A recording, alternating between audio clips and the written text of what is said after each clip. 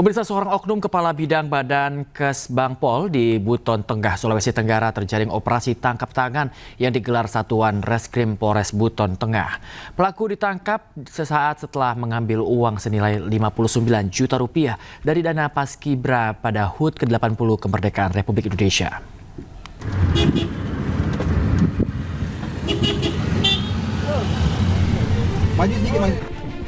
Pria yang menggunakan pakaian ASN ini adalah pegawai dari Dinas Kesatuan Bangsa dan Politik, Kesbangpol Kabupaten Buton Tengah, Sulawesi Tenggara.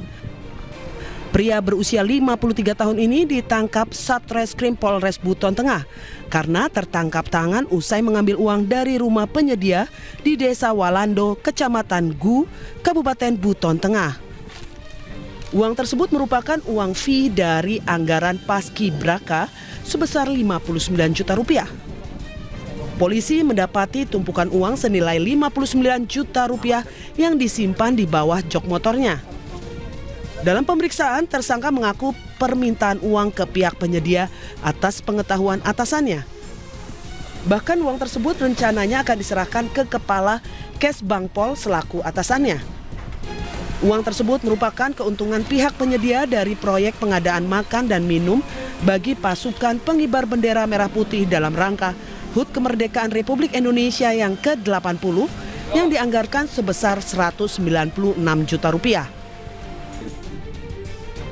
Pihak penyedia menyerahkan uang tersebut atas permintaan Oknum Kabid sebagai pejabat pelaksana teknis kegiatan atau PPTK. Total anggaran Paskibraka Kabupaten Buton Tengah sebesar 700 juta rupiah untuk beberapa jenis kegiatan, salah satunya pengadaan makan dan minum. Penyedia dari kegiatan tangkap tangan, penyidik menemukan barang bukti berupa uang tunai pecahan 100.000 dan pecahan 50.000 senilai total kurang lebih sekitar 59 juta rupiah. Uang ini. Pemirsa, jenazah staf KBRI Peru Zetro Leonardo Purba yang tewas ditembak di distrik Lince, Kota Lima, Peru akhirnya tiba di tanah air.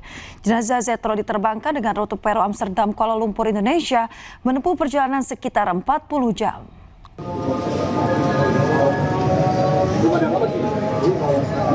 Isak tangis keluarga mewarnai kedatangan jenazah staf KBRI Peru Zetro Leonardo Purba di Terminal Kargo Jenazah Bandara Soekarno-Hatta, Tangerang, Banten pada Selasa malam. Zetro tewas ditembak di distrik Lince, Kota Lima, Peru. Jenazah diterbangkan dengan rute Peru, Amsterdam, Kuala Lumpur, Indonesia dan menempuh perjalanan sekitar 40 jam. Sebelum dibawa ke rumah pribadinya di Ciputat, Tangerang Selatan, jenazah Zetro Leonardo Purba lebih dulu dibawa ke rumah duka Santosa di RSPAD Jakarta. Setelahnya dilakukan serah terima antara Menteri Luar Negeri dengan keluarga.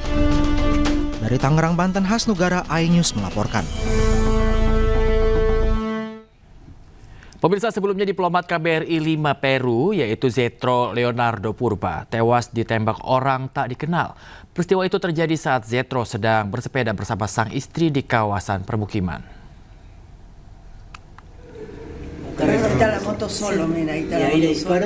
Media Peru melaporkan aksi penembakan di wilayah distrik Lince pada Senin waktu setempat.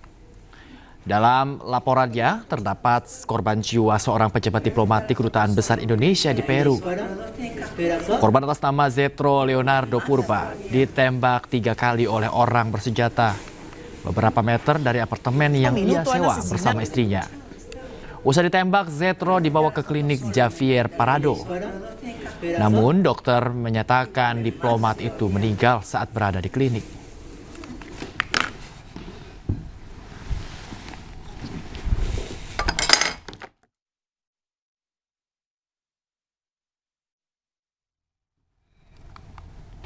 Pemirsa, Polda Metro Jaya menegaskan aduan dan saksi ber-TNI terhadap Ferry Irwandi masuk kategori pencemaran nama baik.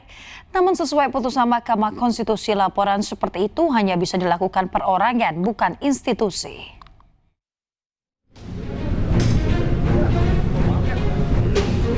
Polda Metro Jaya menegaskan aduan dan saksi ber-TNI terhadap Ferry Irwandi masuk kategori pencemaran nama baik.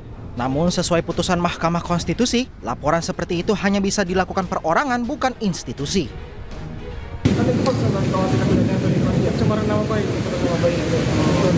terhadap institusi atau terhadap orang institusi? Korbannya saya ini ikuti aja institusi ya. Sebelumnya Dansa Siber TNI Brigjen Juwinta Omboh Sembiring bersama jajaran perwira tinggi mendatangi Polda Metro Jaya untuk berkonsultasi terkait temuan dugaan pelanggaran oleh Ferry Irwandi. Wakil Direktur Reserse Siber Polda Metro Jaya AKBP Fian Yunus menyebut aduan yang disampaikan pihak TNI berkaitan dengan dugaan pencemaran nama baik institusi. Dari Jakarta, Helmi Sajangbati, iNews melaporkan. Sementara itu, Direktur Eksekutif Amnesty Internasional Indonesia Usman Hamid menyesalkan langkah Komandan Satuan Siber TNI mendatangi Polda Metro Jaya untuk melaporkan hasil patroli siber terkait dugaan tindak pidana Ferry Irwandi. Tindakan tersebut dinilai melampaui batas kewenangan TNI. Itu adalah tindakan yang tidak sepatutnya dilakukan karena berada di luar tugas pokok dan fungsi dari TNI. TNI itu adalah alat negara untuk melaksanakan kebijakan di bidang pertahanan, bukan urusan keamanan dalam negeri, bukan urusan tindak pidana seperti yang mau diarahkan pada Ferry Irwandi. Kalaupun kita mau berbicara tentang ancaman cyber, seperti yang dimaksud oleh Komandan Satgas Cyber Mabes TNI, maka ancaman cyber yang dimaksud adalah ancaman cyber pertahanan atau cyber defense, bukan ancaman cyber segala ancaman. Kalau begini caranya, ini namanya ancaman terhadap kebebasan berekspresi. Sementara itu pemirsa, pegiat media sosial Ferry Irwandi menjawab dugaan tindak pidana yang dituduhkan padanya oleh Komandan Satuan Siber TNI. Dengan tegas Ferry menyatakan tidak akan lari dan akan menghadapi tuduhan tersebut.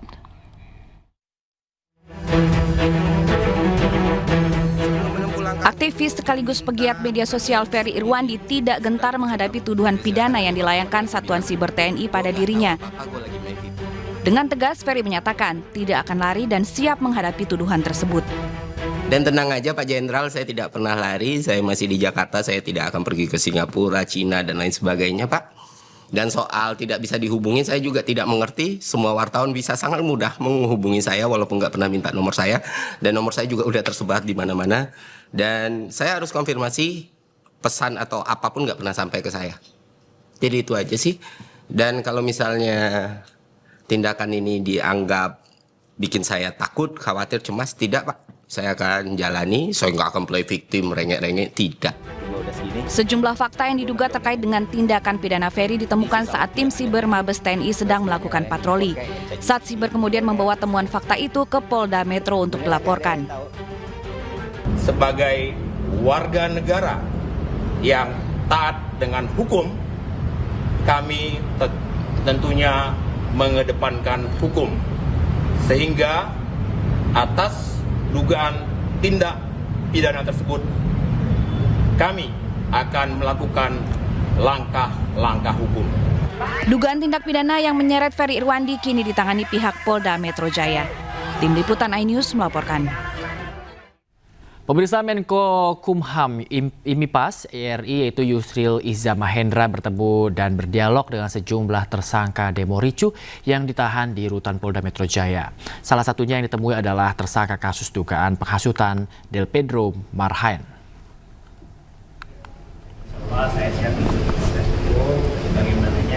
Ditemani wakilnya Oto Hasibuan, Menko Kumham IMIPAS Yusril Iza Mahendra berdialog cukup lama dengan Direktur Lokataru Foundation Del Pedro Marhaen yang kini ditahan di rutan Polda Metro Jaya, Jakarta. Dialog terkait kasus hukum yang menjerat Del Pedro serta terkait upaya pembelaan yang merupakan hak Del Pedro sebagai tersangka. Yusril menyebut kasus dugaan penghasutan yang menjerat Del Pedro masih berproses dan kemungkinan restoratif justice, pemirsa, juga akan dibahas lebih lanjut.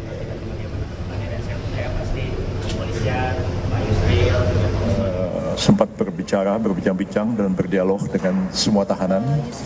Jadi kami ingin menegaskan bahwa dari 1.400-an orang yang ditahan selama demonstrasi berlangsung, sudah dibebaskan sebagian besar, dan hari ini yang tersisa ada 68 orang, dan dari 68 orang itu ada 2 orang wanita dan 1 orang yang berumur pas 18 tahun. Kami berdialog dengan semua, termasuk dengan Del Pedro Marhaen yang juga ditahan di rumah tahanan Polda Metro Jaya.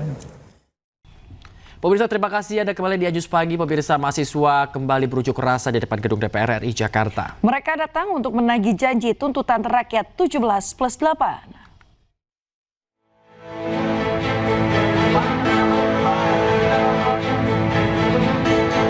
BEM Universitas Indonesia kembali berunjuk rasa di depan gedung DPR RI Jakarta. Demo yang disebut Rakyat Tagih Janji ini diinisiasi oleh BEM UI untuk menagih janji anggota DPR RI akan tuntutan 17+8 yang sempat diberikan pada awal September lalu. Ketua BEM UI Atan Zayid Sultan menyebut banyak poin dari tuntutan 17+8 yang belum dipenuhi. Di antaranya berkaitan dengan pengesahan Undang-Undang Perampasan Aset, reformasi DPR RI, hingga kesejahteraan buruh berupa penghapusan outsourcing dan penolakan upah murah.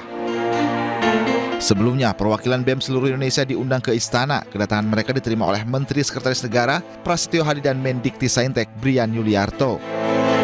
Dialog menjadi salah satu cara untuk memahami tuntutan mahasiswa. Mahasiswa pun menyebut aksi demo masih akan terus berlanjut hingga semua tuntutan 17+8 dipenuhi.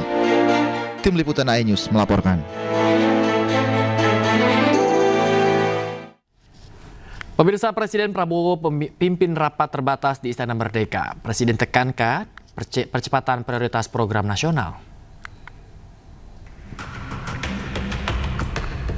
Selain itu, dalam rapat yang digelar terbatas, Presiden juga meminta para menterinya untuk fokus pada 2 agenda utama, yaitu optimalisasi lahan pertanian dan pembangunan lahan persawahan baru. Pemerintah juga prioritaskan program Koperasi Merah Putih dan program Kampung Nelayan. Presiden meminta para menteri untuk mempercepat birokrasi untuk menunjang pelaksanaan percepatan agenda pemerintahan.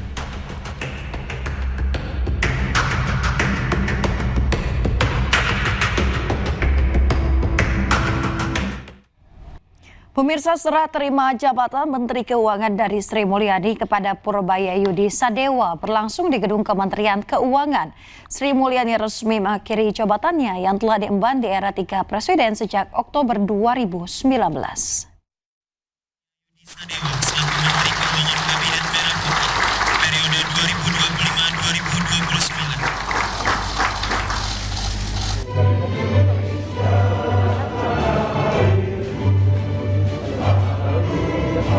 Serah terima jabatan Menteri Keuangan dari Sri Mulyani kepada Purbaya Yudi Sadewa dilakukan hari ini. Proses serah terima jabatan berlangsung di Gedung Kementerian Keuangan. Dengan demikian, Sri Mulyani resmi mengakhiri jabatannya yang telah diembannya sejak Oktober 2019. Pada kesempatan itu, Sri Mulyani menyatakan pamit undur diri kepada jajaran Kementerian Keuangan setelah beberapa kali memimpin di Kementerian Keuangan. Saya pamit undur diri pagi hari ini dan mohon mulai saat ini untuk kami dihormati ruang privasi kami atau ruang pribadi saya sebagai warga negara biasa. Salam sehat untuk seluruhnya dan sukses untuk semuanya yang hadir. Dan jangan pernah lelah mencintai Indonesia. Terima kasih.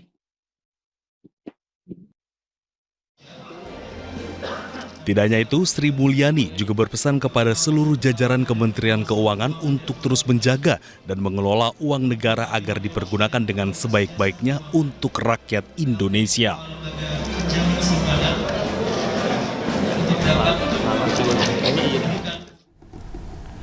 Dapat tugas berat percepat pertumbuhan ekonomi dengan target 8%, Menteri Keuangan Purbaya Yudi Sadewa mengaku tidak akan banyak mengubah kebijakan fiskal yang sudah ada. Purbaya juga akan terus berkoordinasi dengan berguru pada Sri Mulyani.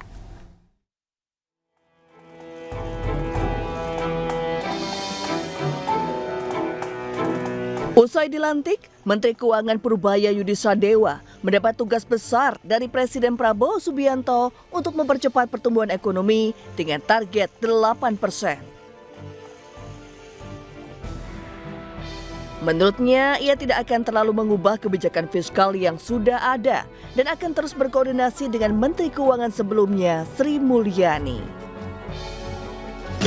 Yang jelas kita tidak akan mengambil kebijakan fiskal yang aneh-aneh. Yang ada akan kita optimalkan sehingga bisa menciptakan pertumbuhan yang lebih cepat. Itu utamanya itu. Jadi ke depan expect sistem finansial kita akan lebih liquid untuk membiayai pertumbuhan ekonomi dan program pemerintah akan berjalan lebih cepat dibanding sebelumnya. Belum sempat, tapi saya bilang Bu Sri Mulyani tadi, saya akan bertanya ke dia dari waktu ke waktu dan dia bersedia. Menjalin komunikasi. Dia bersedia ngajarin saya, gitu kira-kira. Purbaya percaya diri bisa mempercepat pelaksanaan program yang sudah ada sesuai dengan waktu yang ditetapkan. Ia juga menyebut akan memperbaiki anjloknya indeks harga saham gabungan atau IHSG saat ini dengan mudah karena pengalaman dirinya sejak 15 tahun lalu berkecimpung di dunia pasar modal. Tim iNews melaporkan. Pemirsa, pernyataan Menteri Keuangan Purbaya Yudi Sadewa soal gerakan 17+8 tuntutan rakyat tuai sorotan publik mengaku salah ngomong. Purbaya minta maaf kepada rakyat Indonesia.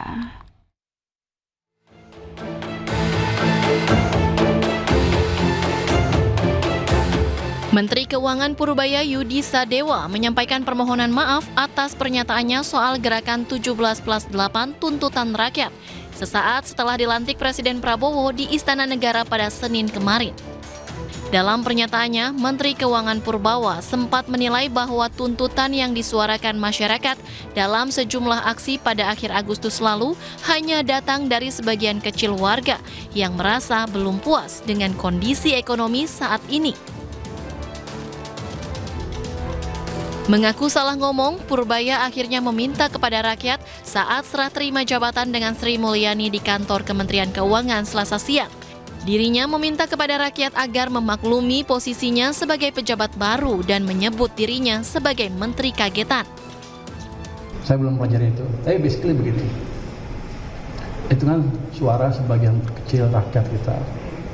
Kenapa? Mungkin sebagian ngerasa terganggu, hidupnya masih kurang ya. Once saya ciptakan pertumbuhan ekonomi 6%, 7%, itu akan hilang dengan otomatis. Mereka akan sibuk cari kerja dan makan enak dibandingkan demo. Jadi bakal dikejar 8%? Bukan bakal dikejar 8%, kita akan kejar secepat ciptakan pertumbuhan yang paling cepat, seoptimal mungkin.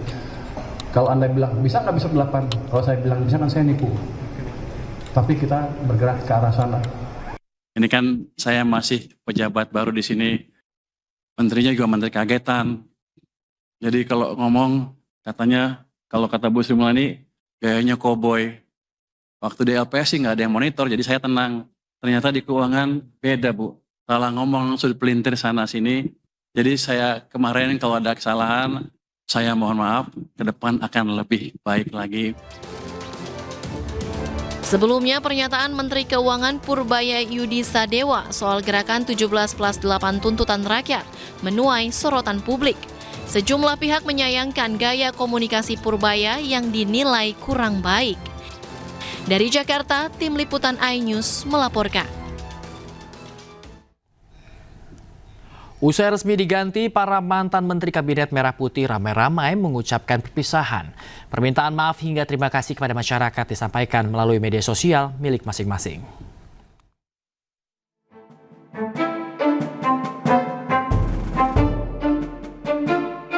Menteri Koperasi 2024-2025 Budi Aris Setiadi mengucapkan perpisahan melalui akun media sosial miliknya.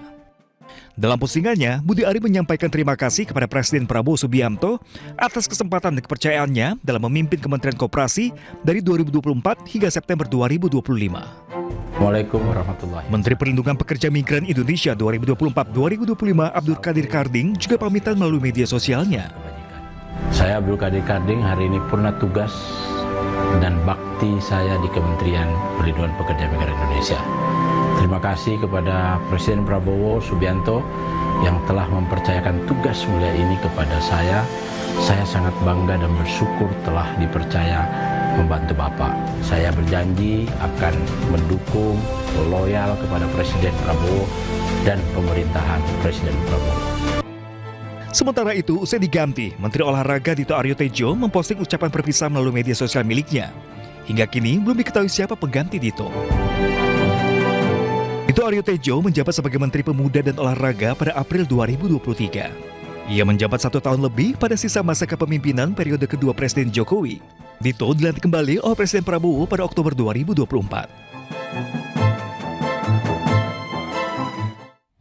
Pemirsa, Menteri Kehutanan Raja Juli Antoni minta maaf terkait fotonya bermain domino bersama tersangka pembalak liar Aziz Welang.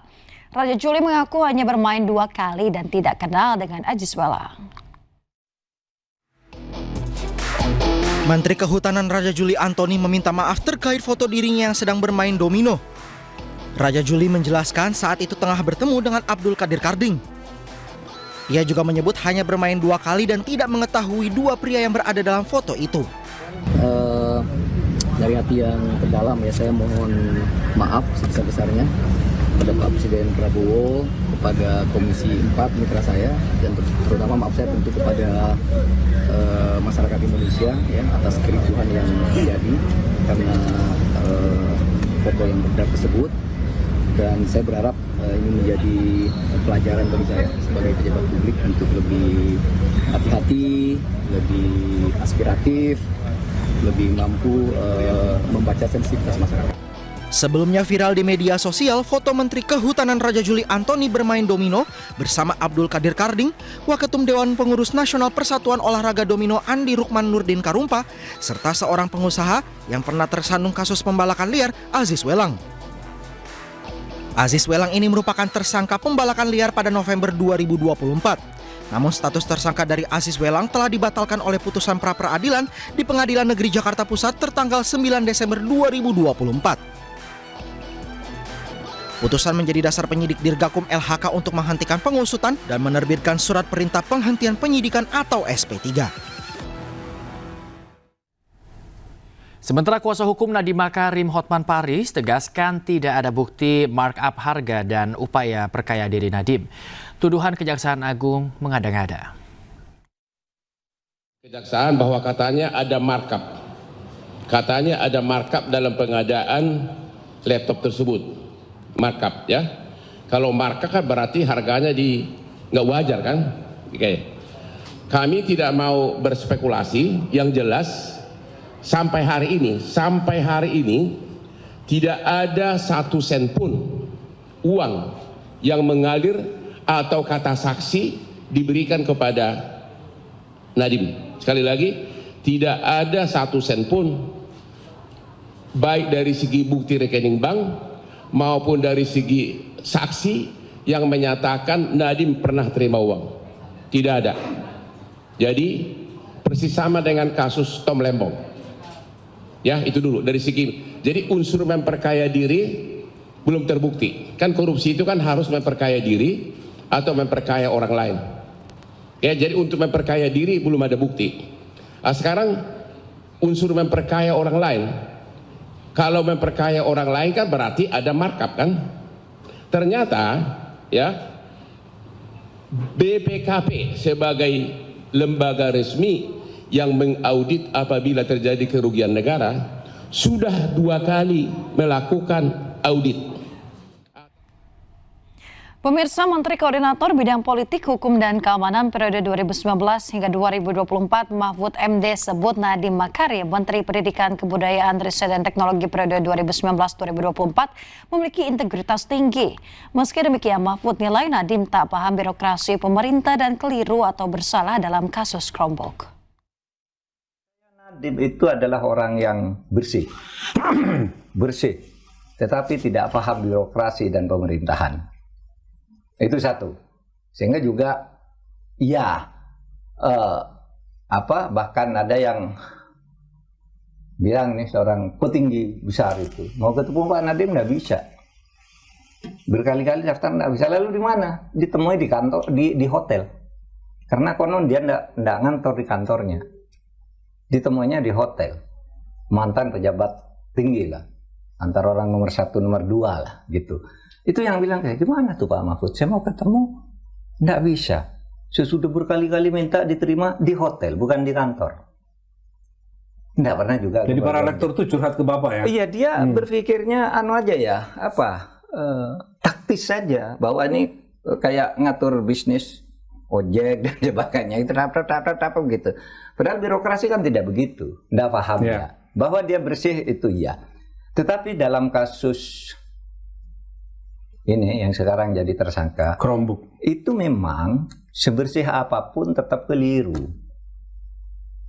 Chromebook itu, karena sebelum dilantik sebagai menteri, dia sudah berbicara tentang itu di sebuah grup WA yang sekarang ada di tangan Kejaksaan Agung untuk kerjasama Chromebook dengan Google ini. Sudah ada grup WA-nya, dan bahkan di situ katanya Nadiem itu sudah disebut Mas Menteri. Di dalam grup sebelum dia jadi menteri sudah disebut Mas Menteri oleh calon staf khususnya. Iya, wah Mas Menteri gitu. Berarti sudah tuh bayangan ke situ. Padahal Chromebook itu satu ketika diajukan ke menteri sebelumnya ke Pak Muhadjir. Tidak respon, artinya ditolak, tidak perlu responin, enggak benar. Kenapa? Karena Chromebook itu sudah dipakai di Malaysia tahun 2013 dan justru dihentikan tahun 2019 karena dianggap tidak bermanfaat. Malah di kita diteruskan. Nah, itu yang menyebabkan bagi Kejaksaan Agung itu barang. Komisi Pemberantasan Korupsi kembali sita mobil mewah milik mantan Wamenaker Immanuel Ebenezer. Barang bukti disita terkait kasus dugaan korupsi kepengurusan sertifikasi K3 di Kemenaker.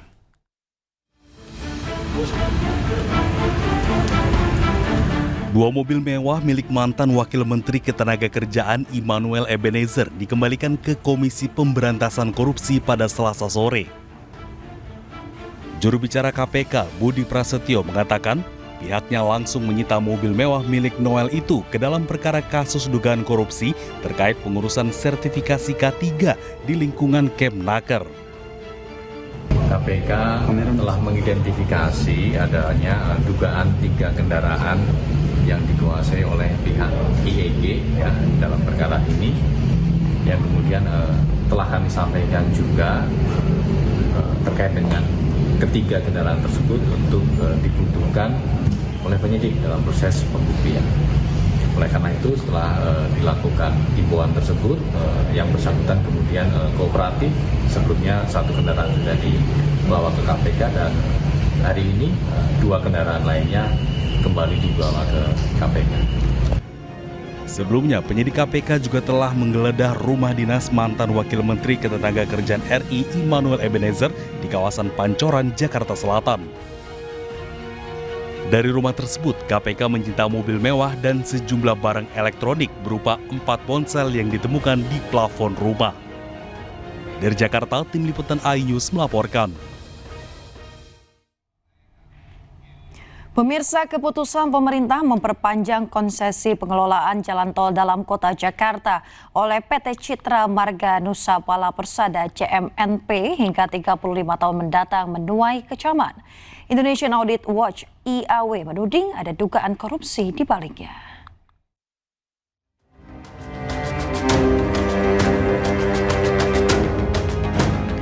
Indonesian Audit Watch atau IAW menduga telah terjadi pelanggaran serius dalam perpanjangan konsesi ruas tol Cawang Tanjung Priuk Ancol Timur Jembatan 3 Pluit yang seharusnya berakhir 31 Maret 2025. Namun secara mengejutkan diperpanjang hingga 35 tahun. Indonesian Audit Watch juga menyoroti pelanggaran pasal 78 ayat 2 PP nomor 23 2024 yang mewajibkan jalan tol dikembalikan kepada negara setelah masa konsesi selesai. Namun pemerintah langsung memperpanjang konsesi tanpa proses lelang dan evaluasi kinerja. Berdasarkan data Indonesian Audit Watch, potensi kerugian negara akibat dugaan korupsi perpanjangan konsesi tol Cawang Pluit oleh CMNP senilai 15 hingga 20 triliun rupiah. CMNP juga diduga menunggak denda keterlambatan setor hingga 320 miliar rupiah yang tidak pernah ditagih Badan Pengatur Jalan Tol atau BPJT. Atas dugaan korupsi ini, Indonesian Audit Watch tegas meminta Kejaksaan Agung segera turun tangan. Kami yakin Kejaksaan Agung mumpuni melakukan penyidikan terhadap temuan-temuan LHP BPK yang cenderung merugikan negara seminimal-minimalnya angka 15 triliun, kemudian angka termaksimal di 25 triliun. Semoga Pak Jaksa Agung, harapan kami mau menyidiknya. Terkait kasus dugaan korupsi perpanjangan konsesi tol Cawang Pluit oleh CMNP, Kejaksaan Agung menolak berkomentar. Sebelumnya, Badan Pemeriksa Keuangan atau BPK merekomendasikan agar perpanjangan konsesi CMNP dibatalkan karena tidak melalui audit. Hingga kini, CMNP tidak merespon permohonan wawancara. Tim Liputan, iNews melaporkan. Kita beralih ke informasi lain, pemirsa. 7 orang warga Israel tewas dan 12 lainnya terluka saat serangan seorang pria di sebuah halte bus di Yerusalem Timur.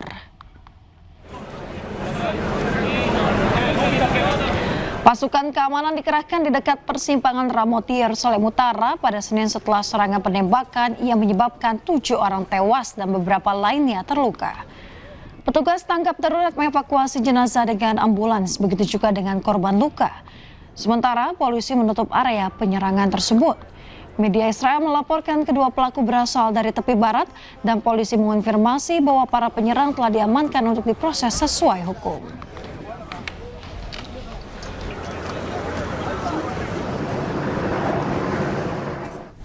Militer Israel terus membombardir bangunan yang masih berdiri di Gaza dalam upaya mengusir 1 juta warga Palestina dari Gaza.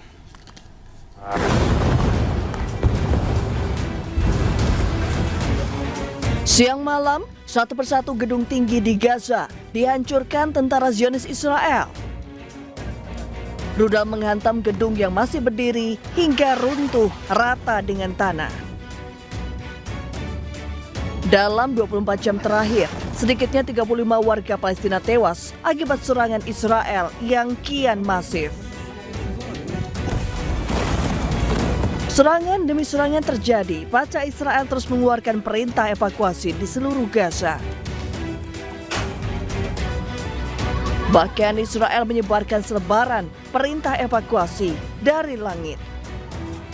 Ini menjadi salah satu rencana Israel mengusir 1 juta warga Palestina dari kota Gaza.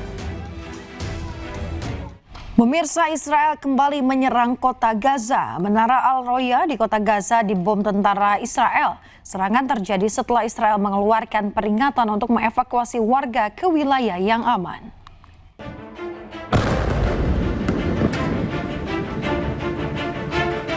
Gedung apartemen Al-Roya di kota Gaza hancur dibom Israel.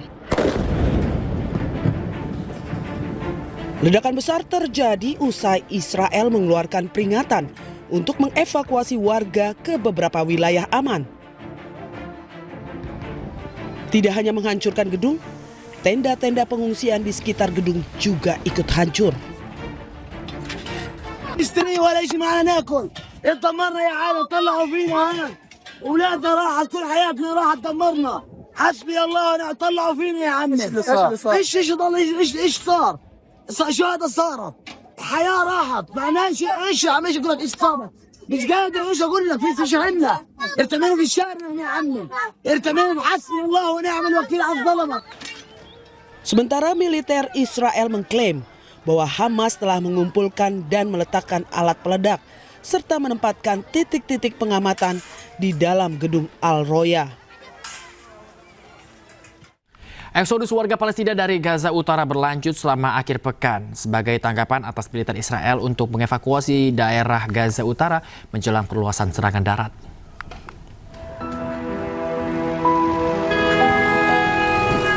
Sejumlah keluarga berhamburan pemirsa keluar dari wilayah utara sambil membawa barang-barang mereka. Banyak yang berjalan kaki, sementara yang lainnya mengendalikan kereta keledai dan traktor pada Sabtu siang waktu setempat.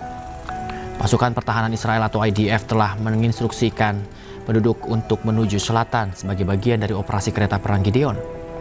Israel terus meluncurkan tahap baru operasi penyerangan dengan menembaki dan menghancurkan menara-menara perumahan di kota Gaza.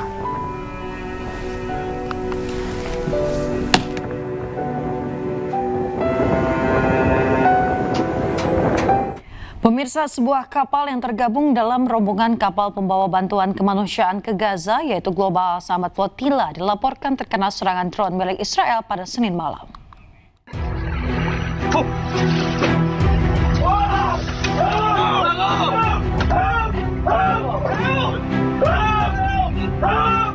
Kepanikan awak kapal terlihat saat sebuah serangan yang diduga berasal dari drone menyerang rombongan kapal pembawa bantuan kemanusiaan ke Gaza milik GSF.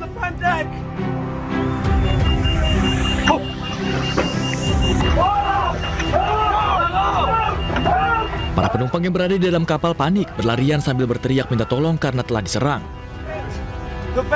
Di sisi kapal terlihat mengeluarkan api. Beruntung seluruh penumpang dan awak kapal dinyatakan selamat. Global Smooth Flotilla mengkonfirmasi bahwa salah satu kapal utama yang diserang membawa anggota komite pengarah GSF.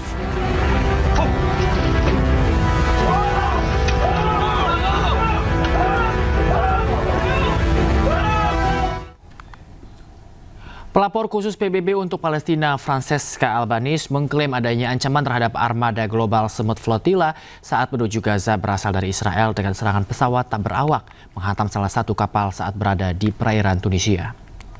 The family has been attacked by a drone. Of course, it will have to be verified. But there is a history of attacks on the flotilla. There are current statements against the flotilla, threatening the flotilla, of course, from Israel, but there is no other state currently protecting this boat other than Tunisia. Pemirsa, misi kemanusiaan menembus blokade Gaza melalui jalur laut Mediterania terus digelorakan oleh ratusan aktivis kemanusiaan pro-Palestina, termasuk puluhan aktivis asal Indonesia. Guna mempersiapkan perjalanan kemanusiaan ini, sejumlah pembekalan untuk pelayaran terus dilakukan.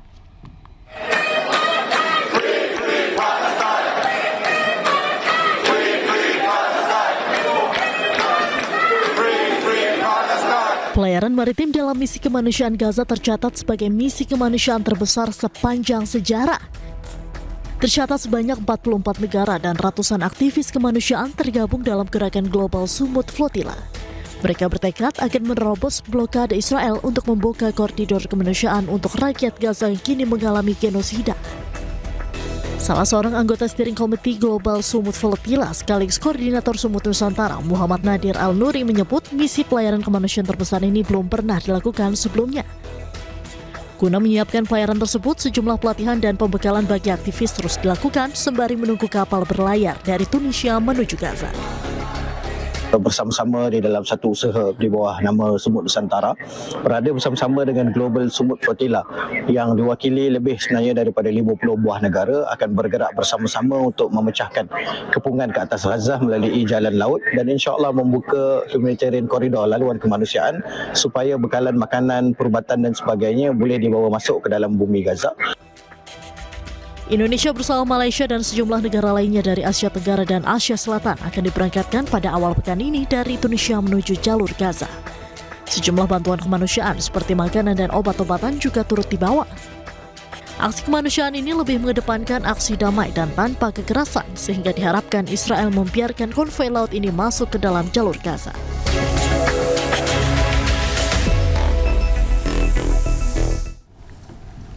Serangan udara Israel menghantam ibu kota Qatar, Doha. Serangan menargetkan para pejabat senior Hamas yang berkumpul untuk membahas proposal gencatan senjata Amerika Serikat terbaru untuk Gaza.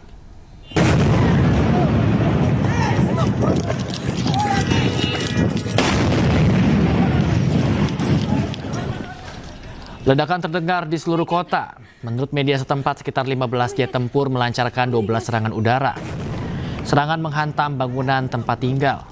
Militer Israel mengkonfirmasi bahwa mereka melakukan serangan itu dan menyatakan mereka menargetkan kepemimpinan senior Hamas. Namun belum ada konfirmasi tentang jumlah korban. Oh my God.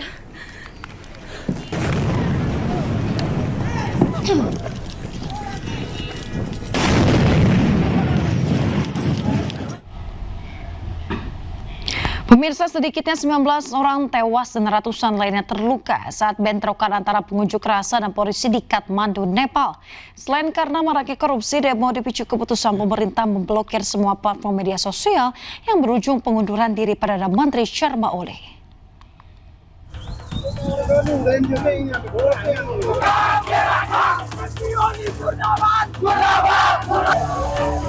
Kerumunan mengunjuk rasa melemparkan benda-benda ke arah polisi anti huru-hara saat barisan menuju gedung parlemen.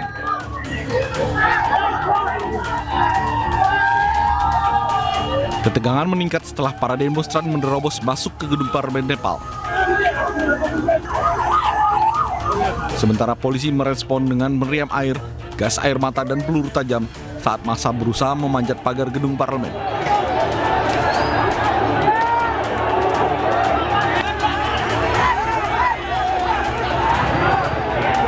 Lebih dari 100 orang, termasuk 28 petugas polisi dirawat karena luka-luka.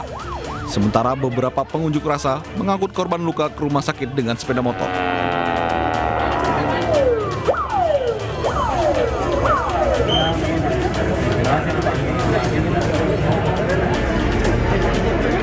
Asap besar menutup Bandara Internasional Tribhuvan di Kathmandu pada hari Selasa.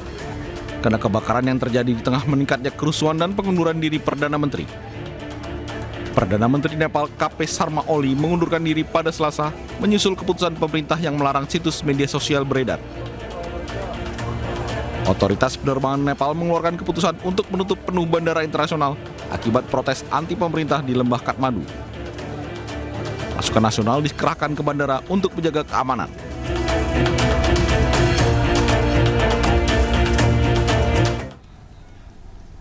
Pendukung Partai Rakyat Republik Turki bentrok dengan polisi di dekat kantor pusat partai di Istanbul pada Senin waktu setempat.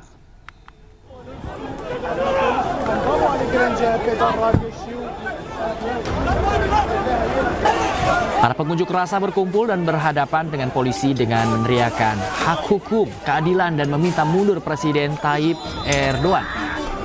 Bentrokan terjadi setelah petugas menghalangi mereka berkumpul untuk memprotes putusan pengadilan yang memecat pimpinan partai. Protes tersebut berujung rusuh hingga membuat keramaian dan polisi mengamankan beberapa pengunjuk rasa. Sebelumnya Wali Kota Istanbul, Ekrem İmamoğlu, ditangkap bersama sekitar 100 orang lainnya atas tuduhan termasuk korupsi dan terorisme.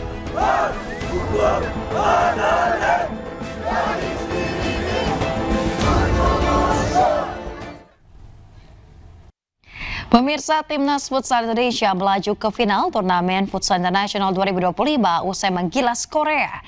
Timnas Futsal Indonesia menang meyakinkan atas Korea lewat skor 3-0.